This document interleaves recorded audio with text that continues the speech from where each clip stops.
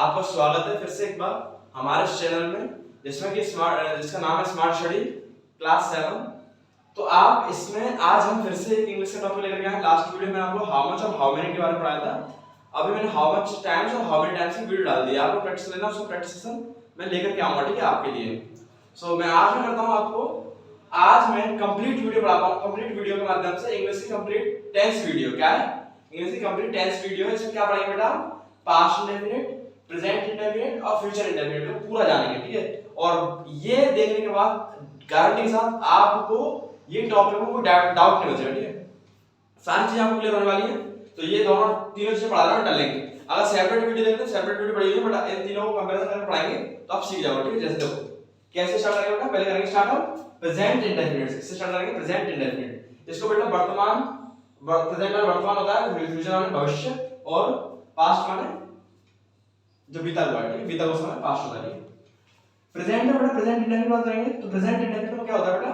Subject structure सीखते, subject आता है, क्या आता है? सब्जेक्ट। सब बच्चों को मालूम हो सब्जेक्ट आता है, ठीक है। फिर वर्ब आता है, V1 या V5 आता है।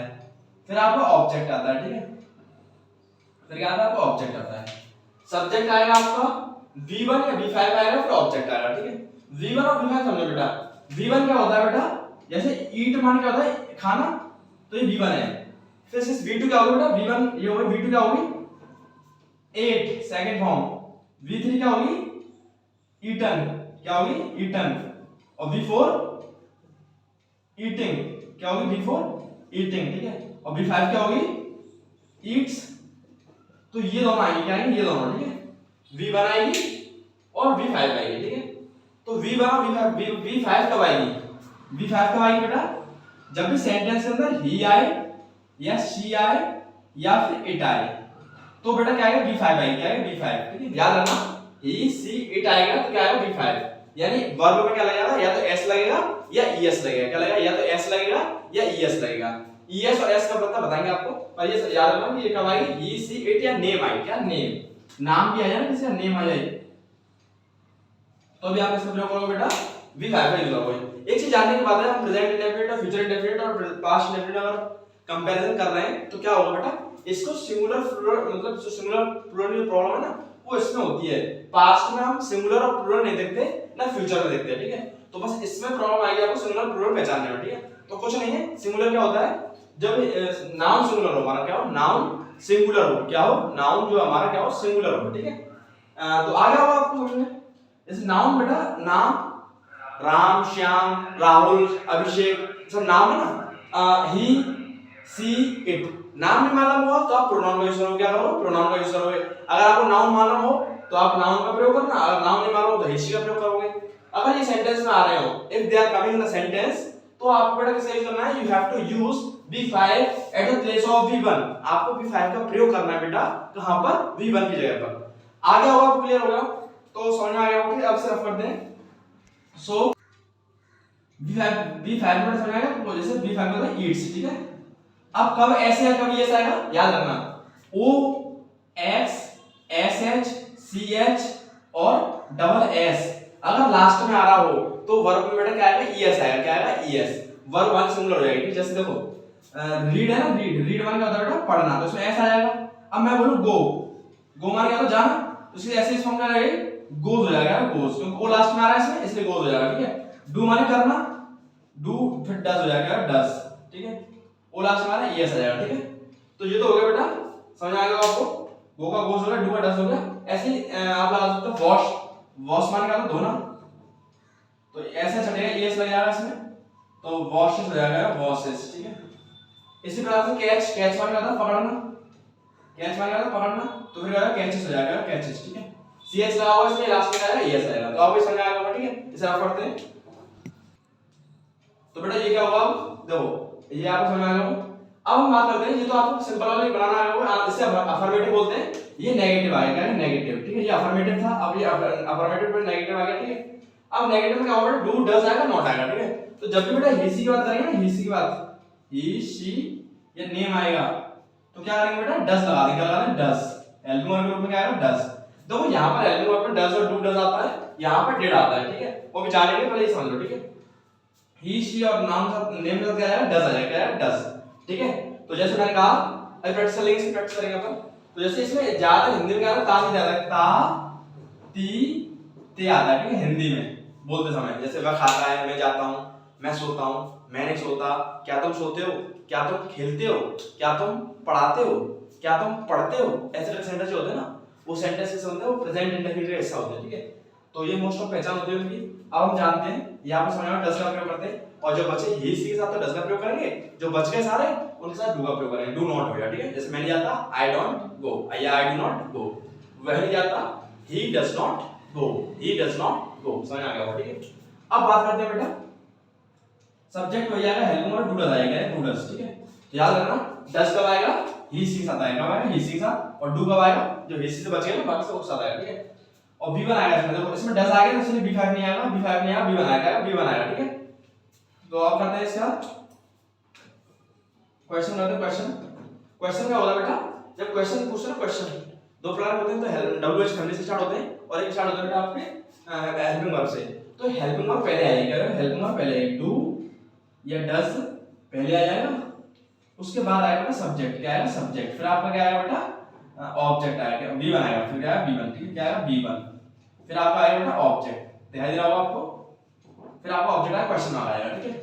सब्जेक्ट का एस लिख दिया मैंने, B1 आएगा, फिर ऑब्जेक्ट आएगा, सब्जेक्ट आएगा, सेम वही फंडा है बेटा, डज कब आएगा, ही सी के साथ। जैसे मैंने कहा इसके क्वेश्चन कैसे पूछते हैं, क्या तुम खाते हो, तो क्या आएगा, डू यू ईट, क्या तुम पिज्जा खाते हो, डू यू ईट पिज्जा, क्या तुम इंग्लिश बोलते हो, डू यू स्पीक इंग्लिश, क्या तुम इंग्लिश सीखते हो, डू यू लर्न इंग्लिश, समझ आ रहा है क्या, आ रहा है, ठीक है। सो आ रहा होगा आपको। तो डू डज का आता है, डज का आता है जब भी हम ही सी की बात करेंगे, ठीक है, ही सी की बात करेंगे तो क्या आएगा, डज आएगा, ठीक है। तो क्या वो खाता है, डज ही ईट, क्या वो पढ़ाता है, डज ही टीच, क्या वो बोलता है, डज ही स्पीक, क्या वो सोता है, डज ही स्लीप, ठीक है। सो इसे रफ करते हैं, ठीक है। सो बेटा अब हम जानते हैं, ये तो आपको होगा कि इंटरवेटिव कैसे होते हैं। अब इंटरवेटिव नेगेटिव सीखते हैं, इंटरवेटिव नेगेटिव। तो इंटरवेटिव नेगेटिव क्या होता है बेटा, इंटरवेटिव नेगेटिव में क्या होता है, बस नॉट लग जाता है, नॉट लग जाता है, नॉट लग जाता है, डू डज आ जाएगा आपका, सब्जेक्ट आ जाएगा, फिर नॉट आ जाएगा, फिर V1 आ जाएगा, फिर ऑब्जेक्ट आ जाएगा, ठीक है। आ गया समझ में, क्या आता है, do does subject not V1 object. Do does का प्रयोग करते हैं, आप समझ आएगा, जब भी देखो सेंटेंस में अगर ही सी आए तो किसका प्रयोग करोगे आप, डज का प्रयोग करोगे। ही सी बोलते हैं आप बोल दो सीधे सीधे थर्ड पर्सन प्रोनाउन, क्या थर्ड पर्सन प्रोनाउन आए तो क्या आएगा बेटा आपका, डज आएगा, ठीक है। जैसे एग्जांपल लेते हैं, क्या वह खाता है, डज ही ईट, क्या वह इंग्लिश बोलता है, डज ही स्पीक इंग्लिश, क्या वह स्कूल जाता है, does he go to school. जैसे मैं बोल रहा हूं वैसे आपको बोलना है, ठीक है। प्रैक्टिस करना है, प्रैक्टिस क्लास लेके आऊंगा आज से मैं, ठीक है, आपके लिए मैं रिकॉर्डिंग डालता हूं प्रैक्टिस की, आप लोग उसको सुन के प्रैक्टिस करना, ठीक है। अब बेटा बात करते हैं, ये आपको आ गया होगा, नॉट वाला आ गया, सब आ गया। अब जस्ट इसके अपोजिट सीखते हैं पास्ट इंडेफिनिट। पास्ट इंडेफिनिट में कुछ नहीं है बेटा, बस सेकंड फॉर्म आएगी, इसके क्या सेकंड टर्म्स फॉर्म आएगी, सेकंड फॉर्म। देखो यहां पे दो फॉर्म आ रही V1 और V2, यहां पे ओनली एक फॉर्म आएगी, सेकंड फॉर्म, क्या आएगी, सेकंड फॉर्म। देखो कैसे आएगी, डूअर आएगा, सब्जेक्ट आएगा, आपका सब्जेक्ट डूअर और सब्जेक्ट बात देगी बेटा, डूअर और सब्जेक्ट बात देगी, ये बस इसे तो क्वेश्चन समझ में आया होगा आपको, ठीक है। मैं राइट डाउन करता हूं, आप इधर लिखिए सब्जेक्ट, आप देखो इसे नोट कर लो, ठीक है। तो बेटा देखो आपको सीखेंगे पास्ट इंडेफिनिट, प्रेजेंट इंडेफिनिट आपको क्लियर आ गया, V1 और V5 आ रहा है, फिर डज है, हेल्पिंग के लिए आएगा, डू डज आता है, ठीक है। डज कब आता है, ही सी के साथ आता है डज, और वैसे आता नेम के साथ आएगा डज, ठीक है। और डज जब क्वेश्चन नेगेटिव होगा तब आएगा, आंसर नेगेटिव होगा तब आएगा, क्वेश्चन पूछे जा रहा हो तो डज आएगा, ठीक है, हेल्पिंग के रूप में आएगा, बाकी इसमें डज नहीं आता, ठीक है। इसी प्रकार से सेम ऐसे ही है, पास्ट में भी बेटा क्या आएगा, सब्जेक्ट आएगा, V2 आएगा, ऑब्जेक्ट आएगा। V2 यानी वर्ब की सेकंड फॉर्म, V2 क्या होता है, वर्ब की सेकंड फॉर्म। जैसे रीड की सेकंड फॉर्म रेड होती है, ईट की एट होती है, स्पीक की स्पोक होती है, वॉश की वॉश्ड होती है। इसी प्रकार से यहाँ पे V2 आप रख दो, ठीक है। जैसे आप V1 और V5 रख रहे थे, इसी प्रकार से आप रख दो, यहाँ पे V2 रख दो, क्या रख दो, V2 सब्जेक्ट आएगा, V2 आएगा और ऑब्जेक्ट आएगा, क्या है, सब्जेक्ट V2 ऑब्जेक्ट। तो बेटा यही चीज है, इसमें क्या है, इसकी पहचान क्या है, सेकंड फॉर्म आएगी, आती है सेकंड फॉर्म। इसके अगर हिंदी की बात करें तो इसकी पहचान क्या होती है, मैंने खाना बनाया था, या था, ये थी आता ना, तो इसमें सेकंड फॉर्म आया था, ठीक है, समझ। और जब मना करेंगे तो डिड नॉट आ जाएगा, डिड नॉट, अरे डिड नॉट आएगा ना तो V1 आएगी, V2 नहीं आएगी, क्या V2 नहीं आएगी। क्या चक्कर होता है बेटा, हेल्पिंग वर्ब से समझो, जब इसमें डिड लग गया, ये डिड क्या होता है, तो डू की फर्स्ट फॉर्म क्या होती है, डू होती है, सेकंड फॉर्म क्या होती है, डिड होती है, और थर्ड फॉर्म डन होती है। तो डन से हमको यूज नहीं होता है, और बाकी ऐसे फॉर्म का तो डज होती है, तो डज, ठीक है, ऐसे फॉर्म का तो डज। तो ऐसे फॉर्म का यूज इसमें करते हैं, वी फाइव का यूज इसमें करते हैं, इसलिए इसमें डज का प्रयोग किया। डिड का प्रयोग इसमें हो गया क्योंकि इसमें सेकंड फॉर्म का प्रयोग करते हैं, तो डू की सेकंड फॉर्म डिड होती है, इसलिए हमने डिड का प्रयोग इसमें कर दिया। जब यहां पर सेकंड फॉर्म आ गई, हमें पता पड़ गया सेंटेंस पास्ट का है, तो फिर हम यहां पर सेकंड फॉर्म नहीं लगाएंगे, ठीक है। हेल्पिंग वर्ब का मतलब क्या होता है, जो मेन वर्ब का वर्डन है ना उसे अपने ऊपर ले लेना, यानी उससे हेल्प कर देना, ठीक है। तो ये हेल्प कर दिया, जिसका वर्डन था ना सेकंड फॉर्म का, तो वो सेकंड फॉर्म का वर्डन किसका आ गया, डू, डिड पे आ गया, और डिड ने क्या कर दिया, डिड ने अपना ये जब डिड आ गया तो यहां पे वी बनाया, ठीक है, वी बन, समझ में आ गया आपको। अब क्वेश्चन पूछेंगे तो डिड पहले आ जाएगा, वही सेम पढ़ना है, यहां पे डू डज पहले आ गया था, यहां पे डिड पहले आ जाएगा, ठीक है। जैसे क्या तुमने खाना बनाया था, डिड यू प्रिपेयर फूड, क्या तुमने इंग्लिश पढ़ाई थी, did you teach English, taught नहीं, did you teach English, second form आएगी, फर्स्ट फॉर्म आएगी, सेकंड फॉर्म कहां पे आएगी, सिर्फ और सिर्फ आंसर वाले में आएगी, किसमें आएगी, आंसर वाले में। जैसे V5 कहां पे आ रही थी, यहां पे V5 कहां पे आ रही थी, सिर्फ आंसर वाले में आ रही थी ना, इसी प्रकार से यहां पे V2 आएगी, सिर्फ आंसर वाले में आएगी, तो बाद में क्या आ जाएगा, डिड आ जाएगा, डिड आ जाएगा तो क्या आएगी, V1 आएगी, ठीक है। यहां पर भी डिड आएगा इसलिए V1 आएगी, ठीक है, ये बात याद रखना, डिड आ जाएगा तो V1 आएगी, V2 नहीं आएगी, ठीक है, समझ आ रहा है आपको, आ रहा है, तो डिड आ गया। अब इसी प्रकार से बेटा क्वेश्चन पूछेंगे और वो करेंगे, क्या बोलते हैं, जब क्वेश्चन नेगेटिव होगा तो आप बड़ा नोट लगा दीजिए, बस क्या है, डेट आ जाएगा, फिर आपका सब्जेक्ट आ जाएगा, फिर आपका नोट आ जाएगा, फिर V1 आ जाएगा, और फिर आपका ऑब्जेक्ट आ जाएगा। ये आपका इंटररोगेटिव हो गया, इंटररोगेटिव नेगेटिव हो गया, क्या हुआ, इंटररोगेटिव नेगेटिव, सिर्फ कुछ नहीं था, नोट लग गया था बस, ठीक है। तो ये डेट आ गया, ठीक है, प्रैक्टिस आप करा देंगे। और उससे सबसे आसान ये फ्यूचर इंडेफिनिट, सबसे आसान क्या है, फ्यूचर इंडेफिनिट। फ्यूचर इंडेफिनिट क्या करेगा बेटा, बस सिर्फ याद रखना, विल और शैल आएगा, क्या आएगा, विल और शैल, सबसे इजी है ये। विल और शैल क्या होता है बेटा, ये मॉडल वर्ब है, ये क्या है, मॉडल वर्ब है, ये फ्यूचर को बताते हैं, किसको बताते हैं, फ्यूचर को, कोई एक्शन कब होगा, फ्यूचर में होगा, कब होगा, फ्यूचर में, ठीक है।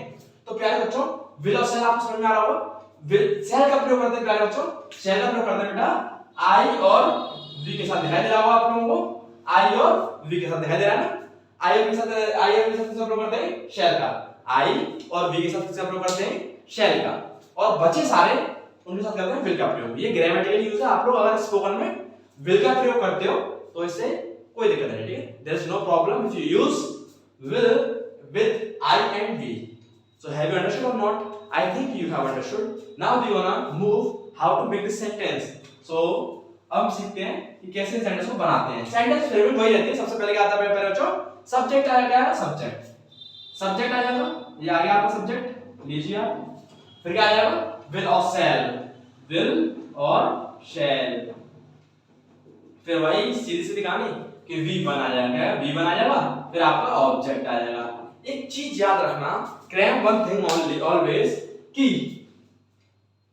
हमेशा विल और शैल जितनी मॉडल वर्ब होंगे ना उनके बाद हमेशा V1 आएगी, आएगी बेटा, V1 comes after modal verb, always V1 verb की फर्स्ट फॉर्म कम्स कब, after modal verb. Have you understood? I think you have understood.